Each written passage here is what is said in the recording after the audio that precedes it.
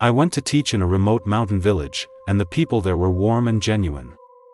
Until one late night, a little girl knocked on my door. "Teacher. Run." There was no cell service in the mountains. The first day I got there, another girl and I hiked a long way just to call home, yelling into our phones. "Don't worry. Everyone's fine. The people here are really good to the volunteer teachers." It's true.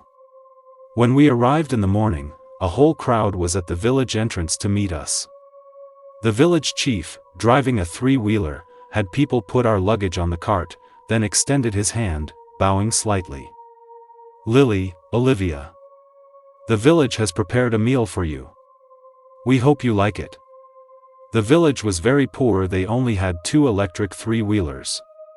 One carried my and Olivia's luggage, the other carried us. The villagers spoke to us in broken English as we chatted. "Teachers, where are you from?" Olivia's full name was Olivia.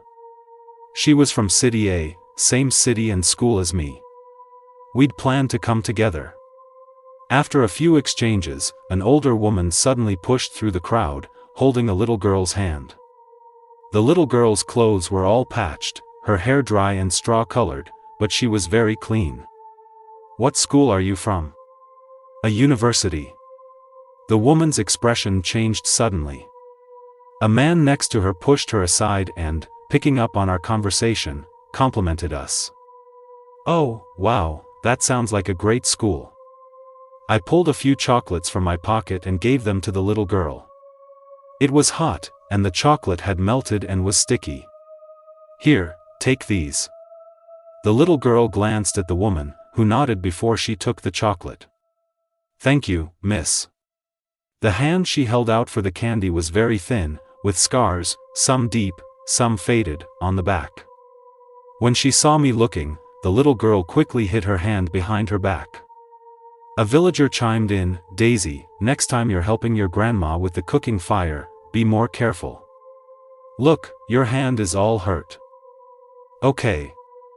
Olivia and I had just finished our calls and were heading back to our place when we saw the village chief. A few young men were with him, carrying thermoses of hot water and blankets.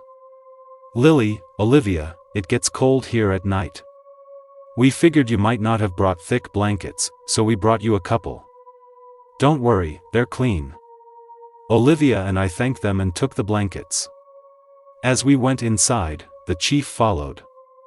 I had Olivia take the blankets in while I chatted with him at the door. "Don't worry, Chief. Olivia and I will do our best for the students here. Lily, don't put too much pressure on yourself." After chatting for a bit, the chief still hadn't left. I held back for a moment, then asked, "Chief, was there anything else?" "Oh, nothing much, just wanted to see if you needed anything." "Thank you, Chief. We don't need anything for now." As the chief left with the young men, I vaguely heard one of them mutter, "She's pretty." I turned back and saw the chief swat the young man's shoulder. "Of course, she is. She's a city girl, after all." Olivia and I didn't use the blankets the chief brought. We'd brought plenty of luggage, including our own blankets and quilts. At night, Olivia and I boiled a lot of water and gave ourselves sponge baths in our room. The light in the room was a dim yellow. Besides 2 beds, 2 desks, and a wooden cabinet, the room was bare. Olivia was exhausted from the day and already asleep. I had downloaded a bunch of novels before I came. I'd only read 2 chapters when I heard a noise outside. It sounded like a wolf howling, or more like the spooky sounds from a horror movie. When I listened carefully, the sounds disappeared. I rubbed my temples and put down my phone. I figured it was just exhaustion from the journey, and this environment was making my imagination run wild. I tucked the blanket tighter. Then, the window pane made a tapping sound, like a small pebble hitting it. It wasn't loud, but right then, it was piercing. My bed was near the window, Olivia's near the door. The tapping on the window continued, tap, tap, tap. I huddled under my blanket, too scared to move. Olivia woke up. Her voice trembling, she asked me, "What's happening?" "I don't know." The sound kept on. Olivia and I mustered our courage, turned on the light, and pulled back the curtain. We saw a face. Pale and ghastly. I screamed and fell off the bed. Olivia, trembling, helped me up. The face, seeing we'd opened the curtain, looked up, tapped on the window, and then stared straight at us. After what felt like forever, the face disappeared. I got the flashlight from my suitcase and asked Olivia, "Should we go check it out?" And no, maybe not. What if that thing is right outside the door? For some reason, I felt it had moved away. I told Olivia to stay put, then I turned on my flashlight and pushed open the door to the outer room. As soon as I opened it, I saw a blurry figure standing not far off. I shone the flashlight in that direction, and the figure clearly flinched. Then I saw who it was. "Chief?" "Yes, it's me. Your supervising teacher has arrived." The school had indeed assigned a supervisor for our volunteer trip, but he had some business to attend to in the county town, so he told us to come on ahead. Hearing voices, Olivia threw on some clothes and came out. The chief was with a middle-aged man, who was carrying several bags, and a young man in his early 20s was behind them. Olivia and I both knew the middle-aged man. It was Jason, our supervisor. We'd met him in the county town. "Lily, Olivia, let me introduce you. This is Alex." There was supposed to be an Alex with us, but he was coming from a different place, so he didn't arrive with Olivia and me. It really was a bit chilly in the mountains at night. The chief brought them over, exchanged a few polite words, and left. I used my flashlight to see the chief out. "Chief, thank you so much. It's so late, and you still brought Jason and Alex over." The chief waved his hand dismissively. No trouble at all." I stood by the door, shining the flashlight down the path the chief was taking. I squinted, looking at his height. The chief wasn't very tall, but he was around 5 feet 8 inches or 5 feet 9 inches. The window was low. The face at the window earlier wasn't the chief. Jason and Alex had brought a lot of stuff. Alex, in particular, had a large bag. He opened it, and it was full of individual milk cartons, hair ties, and toys. Alex smiled sheepishly. "When classes officially start, I'll give each of them a carton of milk. Kids, you know, drinking more milk helps them grow tall. The hair ties and toys are gifts I prepared for them." I glanced at the time. 10 o'clock. Normally, I'd definitely still be on my phone, but with the bad service in the mountains and everyone here going to bed early, this was considered very late. I pulled Olivia to go back to bed. As I was entering our room, I thought for a moment, then turned back to Alex. "Alex, it's nice of you to bring all these things. But helping them find a way out of here is the long-term solution. We're just volunteer teachers, we won't be here for long. It's good for them to experience these things, but what happens after we leave?" I don't know if my words had an effect, but when Alex went to class, he indeed didn't bring those things. After class, a few students surrounded us teachers. The boy in the lead was filthy from head to toe. He held out his hand, palm up. "Teacher, didn't you bring us any gifts?" "No." The boy was clearly stunned for a moment, then suddenly got angry. "Why not? The other teachers always brought gifts. Why shouldn't you?" Olivia's face flushed red, and Alex was speechless. I looked at the students and calmly packed my bag. "Oh, because we're poor." That shut them up. The kids stared, dumbfounded, for a good while. "Liar. You're all from the big city. My dad said the buildings in the big city are scarily tall. How could you not have money?" Daisy burst through the crowd, stood in front of us, hands on her hips, and started scolding the other kids. One or two talked back, and Daisy went right at them, fists and feet flying. Afterwards, she walked back to our place with us. Only when we reached the door did she speak. I know you volunteer teachers have a lot of rules. Next time something like this happens, just call me. You have to be shameless to deal with them. Without waiting for us to say anything, she turned and ran off. I called after her. Daisy, was the chocolate good? Daisy smiled at me gratefully. Thank you, Lily. The chocolate was very good. Jason didn't have class. He was wearing glasses and reading a newspaper when we came in. Alex started fuming as soon as he entered. Lily, if I hadn't listened to you, none of this would have happened today. So you give them something today. What about tomorrow? The day after? When you run out of things, are you going to give them yourself? Alex, they're spoiled. They're used to holding out their hands. Your little gifts won't satisfy them. Seeing we were about to argue more, Jason hurried over to mediate, but the more he tried, the louder we got. At that critical moment, Daisy returned. When Olivia opened the door for her, Daisy sensed the tense atmosphere and instinctively flinched, but she still mustered her courage to speak. Teachers, my mom wants to invite you for dinner. Over the past few days, many villagers with children had invited us for meals, but we had declined all of them. Jason had just started to wave his hand dismissively when Daisy nearly fell to her knees. Please, teachers, come to my house for dinner. On the way to Daisy's house, Jason tried every way he could to get information out of her, asking the same few questions over and over. How does your mom treat you? Daisy, you'll be starting high school soon, right? Has your family discussed where you'll go? Daisy was silent the whole way. When we finally reached Daisy's house, she ran to my side and whispered, I have an older brother, and a sister-in-law. The woman from the village entrance the other day was Daisy's mother. Seeing us, she froze for a second, wiped her hands, and then came to greet us. Oh, you actually came. Our Daisy must have some pull. The woman's tone was strange, like her breath was unsteady from surprise, with a hint of fear in it. Inside, Daisy's grandmother also greeted us from the stove. The old woman looked very thin, her hair completely white. The teachers are here.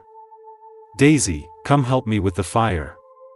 Daisy ran over, and the old woman casually slapped her on the back. Didn't I tell you to come back early and help with the fire? Useless girl, can't even remember that. Alex wanted to step forward and say something, but Jason pulled him back with one hand. When Olivia and I looked back, Jason shook his head at us. During the meal, we found out Daisy indeed had an older brother. He looked to be in his early 20s, was very tall, and would smile whenever he saw someone, but then he'd start drooling, his face smeared with dried snot. Seeing us look at him, Daisy's mother said awkwardly, this is Daisy's older brother, Sam. He's had some problems since he was little. Not very smart. I looked at Sam. Yikes, this was more than not very smart. When Daisy was serving Sam his food, she accidentally bumped him. Sam violently shoved her aside. The bowl of food tumbled to the ground. We were having rice porridge for lunch, and the freshly cooked porridge spilled onto the back of Daisy's hand, instantly turning it bright red. I quickly stood up to take Daisy outside to run cold water on it. Daisy's mother came in just then, carrying a dish. She saw me pulling Daisy and glanced at her daughter a few times. Daisy, it's not that I'm criticizing you, but what on earth are you good for all day long? Daisy's grandmother chimed in, exactly. All that schooling has gone to waste. If you ask me, she might as well just get married off when she's old enough. This seemed to strike a chord with Sam. He suddenly started laughing and clapping his hands. Wifey! Wifey! The grandmother shot Daisy a glare, then pulled Sam to sit down. I took Daisy to the faucet and turned it on. The water gushed out loudly. I rinsed her hand and then asked her, is your brother married? Who's the girl? Why isn't she eating with us? Daisy flinched and quickly tried to pull her hand back. At the same time, a sound came from a locked room to our left. It was very faint. I wouldn't have noticed if I hadn't been paying close attention. I turned the faucet up a little stronger. I looked up at Daisy. Her eyes were welling up with tears. Inside, the grandmother was already urging us to come back in. I led Daisy into the room. "Ma'am, that porridge was a bit too hot. Look, it's made Daisy's eyes water. Could you see if you have any ointment for her hand later?" That night, when we were going to bed, the strange sound started again. Alex and Jason were still looking over lesson plans. Olivia's scream was so loud that Alex immediately jumped up and ran to the door of our room. "What happened?" I opened the door. "Nothing, just someone trying to spook us." When it was time to turn off the lights, I gave Olivia a look. The understanding we'd developed over the past few days meant she instantly got my meaning. She lay in bed fully dressed. When the sound started, Olivia screamed, and I immediately flipped on the light, revealing a pale face. Jason came over too. I explained what had happened to him and Alex. Jason thought for a moment. "Forget it, don't go. Let's just pretend this didn't happen." Alex was young and impulsive. The more Jason said not to go, the more determined he was to check it out. Flashlight already in hand, he said, "Jason, I'll go take a look. You stay here and protect Lily and Olivia." Jason was middle-aged, but his many years of teaching had left him with a stooped back. I looked at him and suddenly wondered who would be protecting whom if something really happened. Jason might have thought the same thing. He gritted his teeth and pulled out a few flashlights. "Shall we go together? The Education Bureau has us on record as volunteer teachers. Nothing too serious can happen. Let's go." We had argued in the room for so long, but as soon as we stepped outside, we spotted the figure a little ways off, as if it were deliberately waiting for us. The figure wasn't tall and looked very frail. In the mountains, it got pitch black as soon as night fell. Even if electricity wasn't expensive, the villagers were used to saving it. The moment we shone our flashlights in that direction, the person bolted. Clearly a local, they knew the terrain well and were incredibly fast, disappearing into the distance in a flash. The few of us chased after them. "It looks like a girl." "Yeah." The place where the volunteer teachers stayed was some distance from where the villagers lived. Once we entered the village proper, the figure vanished completely. "Turn off the flashlights. Don't wake the villagers." Alex, though impulsive, had this good quality: he listened to what he was told. He heard me and turned off his flashlight without even asking why. Olivia, however, did ask, "Why?" "Because I know where she is. Let's not scare the poor girl." I led the group stealthily to the edge of the village. Daisy's house was at the edge of the village. That was Daisy? Just a guess. If I'm wrong, we'll figure it out. I wasn't wrong. We saw the figure again behind the house. It saw us, circled around to the other side, opened a cellar door, and then ran off. By now, everyone realized something was wrong. Alex lowered his voice and asked me, "That little girl, Daisy, she led us here on purpose, didn't she?" "Yes." "Why?" Olivia had already reached the cellar entrance. She turned back and asked us, "Should we go down and see?" "We're already here. Let's check it out." Seeing we were all about to go down, Jason casually stopped Olivia. "Not everyone should go.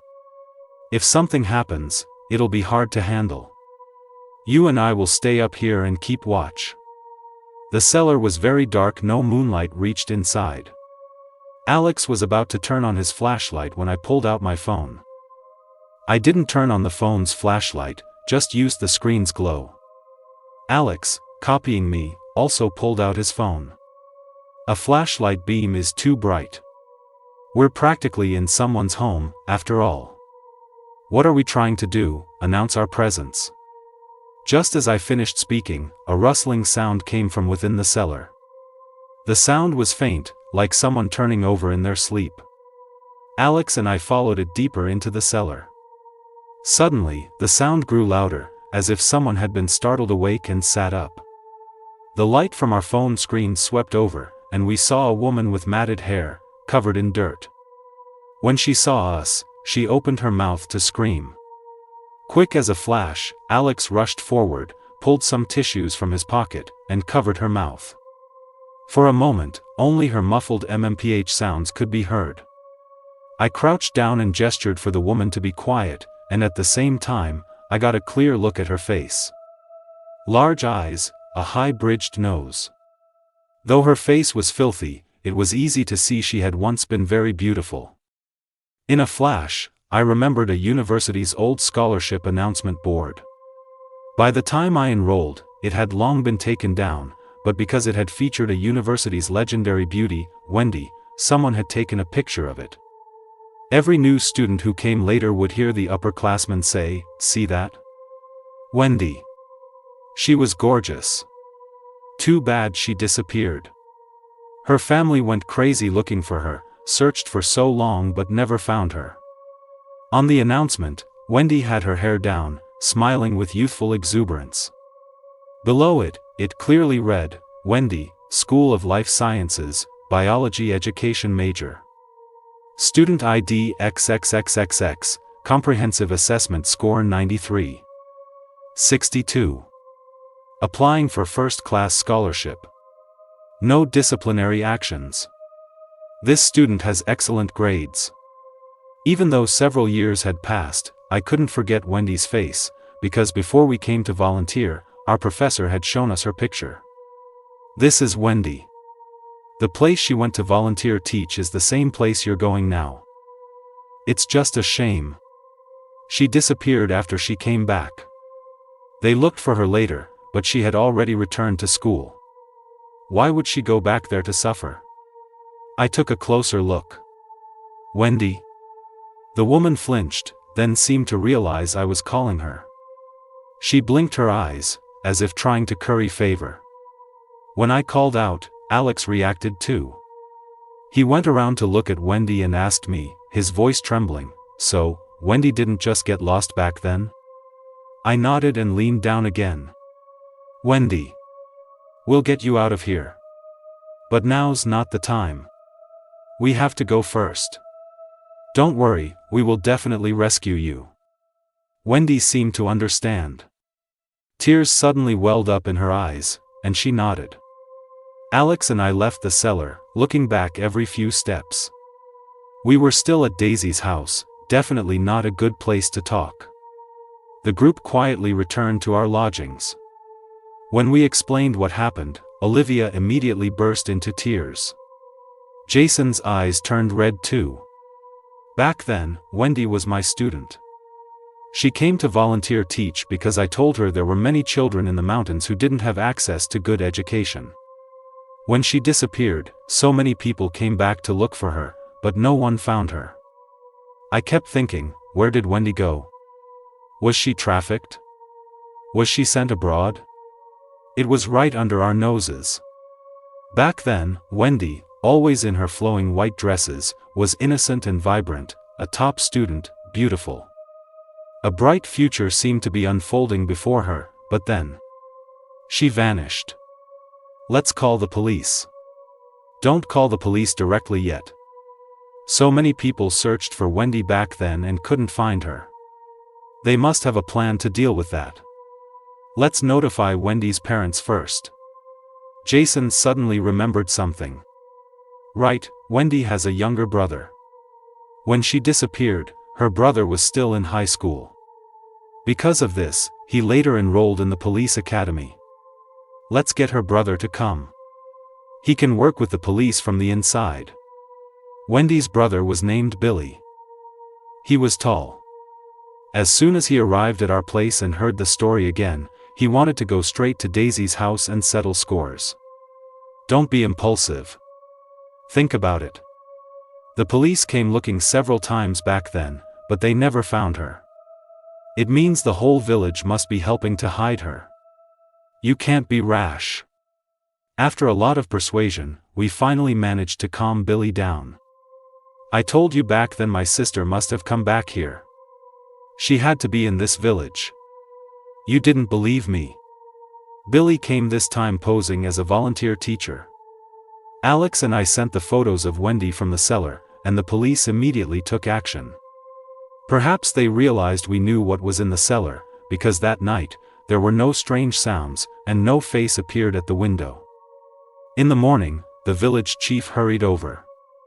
Jason, is this a new volunteer teacher? Jason, who had seen his share of trouble, unlike Alex who looked like he wanted to kill someone, pulled Alex behind him. Yes.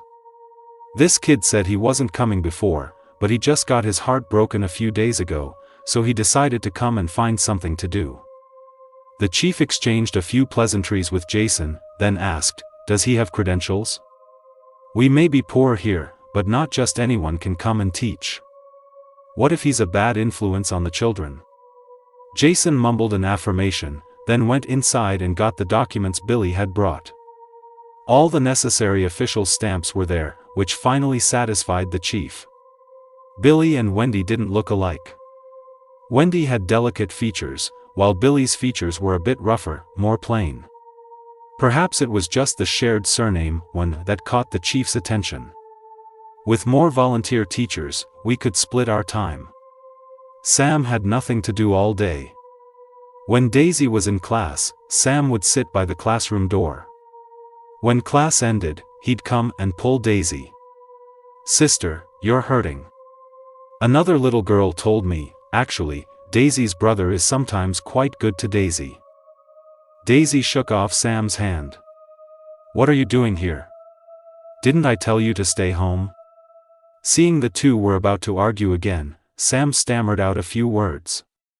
I gave Billy a look, and he quickly went up to separate them. While trying to calm them down, we decided to walk the siblings home.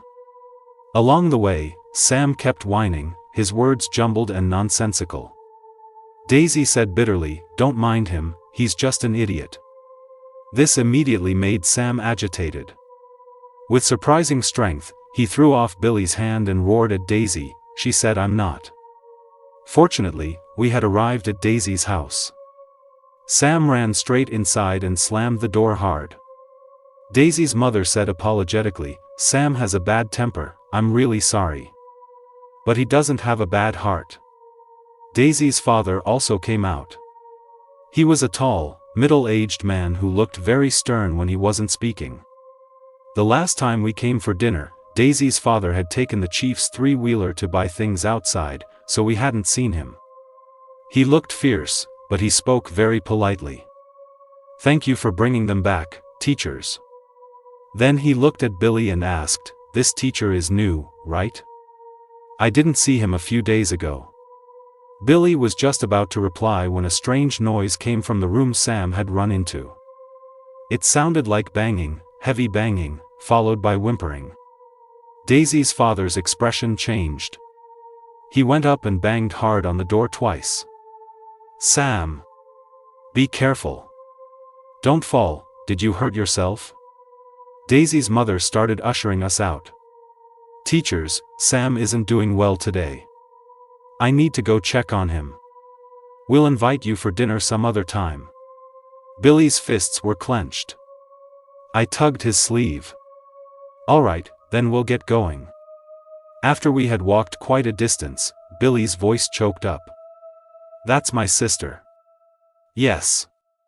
The police were fast. That same evening, a few plainclothes officers came to our place. One of them was tasked with calming Billy, while the others analyzed the situation with us.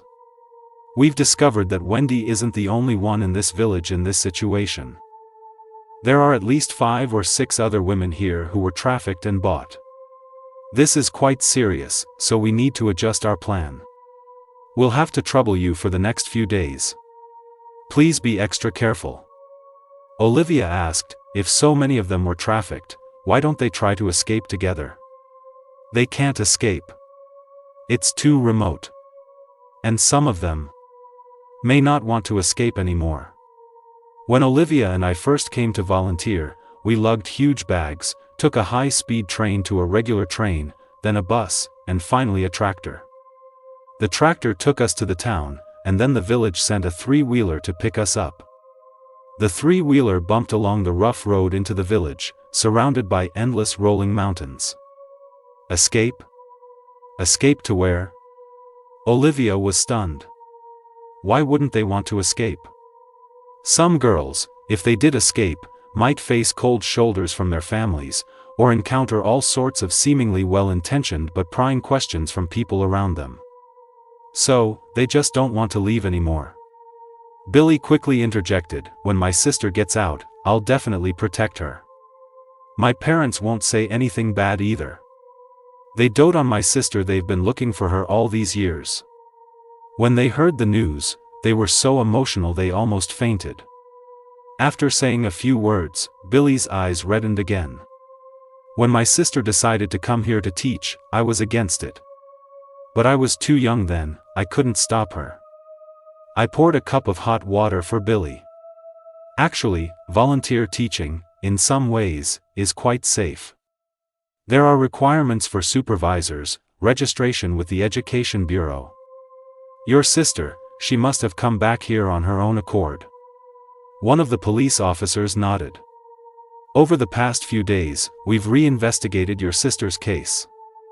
Before she disappeared, your sister mentioned she was going to pick up a little girl. She said the girl was young, very nice, and wanted to study hard, but her family wouldn't let her. After what the police officers said that night, Olivia and I started observing more carefully. It was true, many women in this village had been trafficked.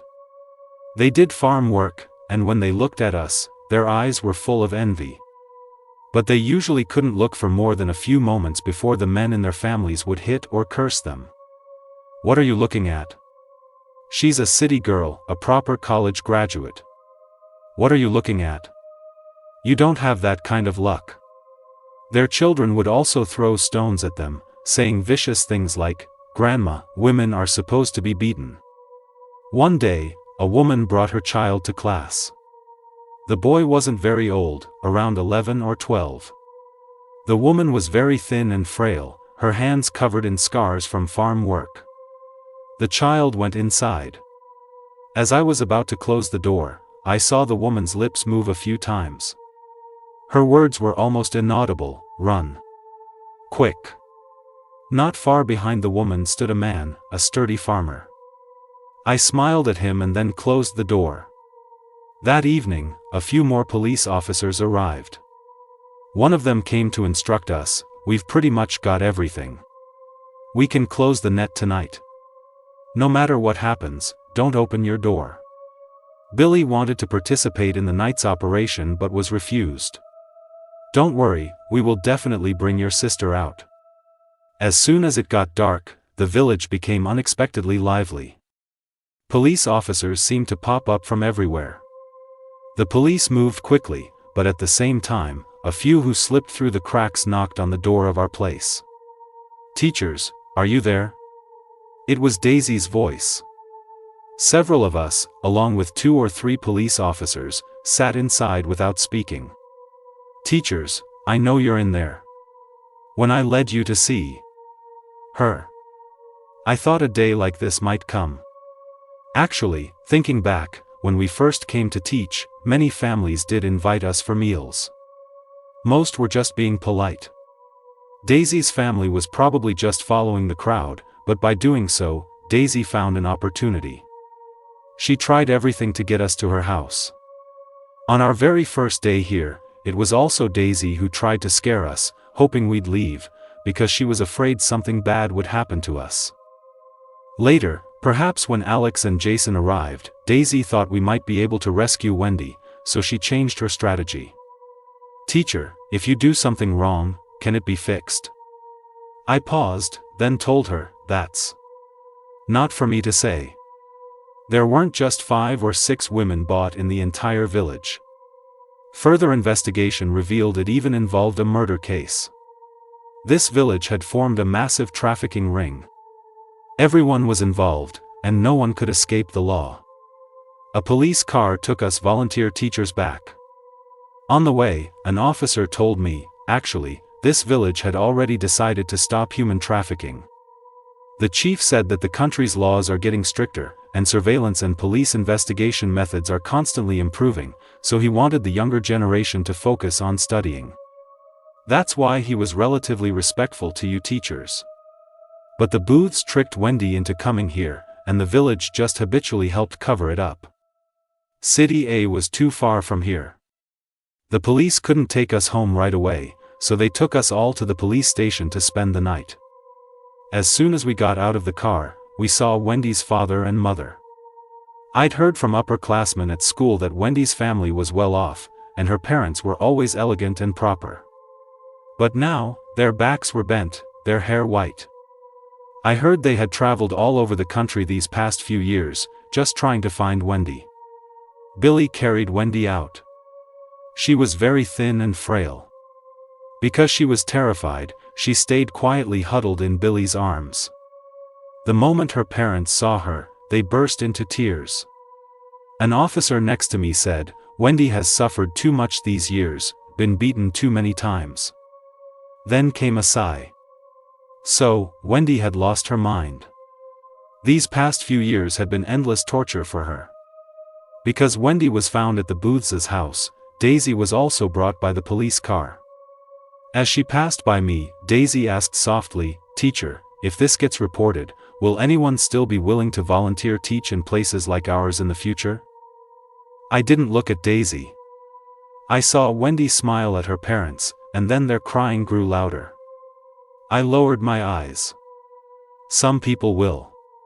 Because educating everyone is about trying to make things like this happen less, until they don't happen at all. People will still be willing. The systems will improve in every way. Things will get better. Daisy suddenly started crying. Okay, I understand. I didn't ask what Daisy understood. I walked a few steps closer to Wendy and took her hand. Her hands were covered in marks from being beaten. I looked at them and called out, "Wendy." Wendy smiled at me. I didn't follow up on what happened to that village afterwards, but I know that what awaited them would certainly be the judgment of the law. Wendy's epilogue. Wendy's family had always been well off. Not fabulously wealthy, but Wendy had learned many musical instruments since elementary school and owned real estate as an adult. In elementary school, Wendy met a wonderful teacher, a gentle woman who spoke softly and taught conscientiously. Because of that teacher, Wendy dreamed of becoming a teacher herself from a very young age. Later, for her college entrance exams, Wendy chose a university's teaching college. Wendy was beautiful and multi-talented. In college, countless boys pursued her. Wendy's grades were also excellent. She received a first-class scholarship every year. Her flowing white dresses captivated so many. Even the professors were fond of Wendy, always praising her highly. "Wendy, she'll definitely teach many accomplished students in the future. That girl, she's so outstanding. I hear she decided to become a teacher when she was very young. She's a really good kid." Later on, the school organized a volunteer teaching trip. Wendy asked Jason, "Professor, do they need a biology teacher?" Jason told her, "Wendy, to be precise, they're short of every kind of teacher there." Wendy called home and discussed it with her family. Naturally, her parents were unwilling. Why should their beautiful, gentle daughter go off to teach in the remote mountains? But Wendy managed to persuade them. Only Billy strongly disagreed. He cried and shouted, and no amount of coaxing from Wendy helped. Later, on the day Wendy left home, Billy cried his eyes out. Teenage boys usually cared a lot about their pride and disdained crying, but because of Wendy, Billy had cried many times. "Sis, you have to come back." Okay. The mountain villagers were warm and genuine. Although some single men would make crude jokes at them, the village chief would usually scold them. "What are you doing? These are girls from the city. They're here to teach the village kids. Watch your mouths." Here, Wendy met Daisy and Sam. Sam wasn't intellectually capable and often couldn't control his temper. Most of the village children would bully Sam. But one time, when Wendy was driven to tears by her students, Sam handed her a tissue. "Teacher, don't cry." Wendy had aspired to be a good teacher since she was little. A good teacher must be good to every student. So, Wendy was very good to Sam. Actually, Sam wasn't really in school anymore at that point. His parents just couldn't rest easy with him wandering around the village all day, so they put him in Daisy's class and asked Daisy to look after him. Wendy brought many extracurricular books for the village children, encouraging them to read more. She told them about the tall buildings outside the mountains, urged them to strive to leave, and said they could come back to help build up the village later. She told them never to give up on their education, no matter what. During that time, 2 students were about to drop out because their families had no money. Wendy gave them 300. "Keep going. You must study hard." The volunteer period was neither too long nor too short, enough for Wendy to build a deep bond with these children. Especially Daisy and Sam. Daisy was hardworking and aspirational. Sam was kind and gentle. The day before she left, Wendy went to the Booths' house to say goodbye. Sam didn't want her to leave and cried until he nearly fainted. The Wong grandmother said jokingly, "Why doesn't Wendy stay? Stay and be a wife for our Sam." Sam seemed to understand what his grandmother was saying and clapped his hands, calling Wendy wifey. "Grandma, please don't joke." Grandma smiled and said no more. Later, Wendy received a call from Daisy. Daisy was crying so hard she could barely breathe. "Wendy, my parents won't let me study anymore. They want me to get married soon. Wendy, can you come get me?" Daisy had run to a small shop in town to make the call. The place was remote, with no security cameras. People came and went all day, and the shop owner didn't even remember who had used the phone there. Hearing this, Wendy was furious. She arranged with Daisy to pick her up, agreeing on a meeting place. After that, it was a nightmare. Because Sam liked her, the Booths tricked her and brought her back to their home. The Wong family had deceived Daisy. In the first few months after being abducted, Wendy tried every way to reason with them, but all she got in return were beatings, one after another. Later, Wendy stopped trying to reason and just became silent. Then, she tried every method to escape. Each time, she was caught and beaten, each beating more brutal than the last. At first, Sam would still protect her. But later, Sam started hitting her too. And he found pleasure in hitting her. He began to beat her for no reason. Beating after beating, torment after torment, finally drove Wendy insane. Until one evening at dinner, Wendy heard Grandma say, "I hear some more college students are coming to the village to volunteer teach. If you ask me, these students just have too much time on their hands. See if there are any bachelors left in the village, get a college student for a wife." Daisy's father chuckled. "You think a college student would look twice at these village guys? Use some tricks, of course." "Mom, these volunteer college students, they have supervisors, the Education Bureau protects them. You think it's easy?" Wendy suddenly dropped her bowl, earning her another brutal beating. While being beaten, Wendy thought hazily, it seemed like a long, long time ago, someone used to call her teacher.